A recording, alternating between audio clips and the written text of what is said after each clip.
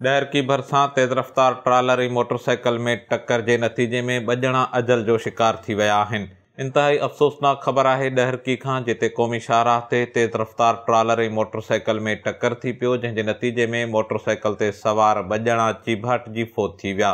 इतला ते पुलिस पहुची फ़ौतियुनि जा लाश डहरकी जे तहलके इस्पताल मुंतक़िल कया, जिते संदन सुञाणप पंजाब जे इलाइक़े सादिकाबाद वासी असद इस्लाम ऐं मोहम्मद फ़हीम तौरु कई वई। पुलिस मूजिबि हादसो कंदड़ ट्रालर ड्राइवर मौक़े तां फ़रार थी वञण में कामयाब थी वियो।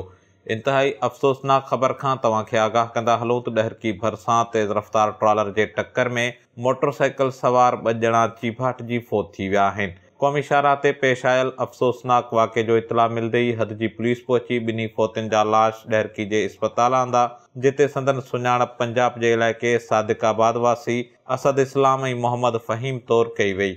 ॿिए पासे हादसो कंदड़ ट्रालर ड्राइवर मौक़े तां फ़रार थी वञण में कामयाब थी वियो। HSTV news Daharki.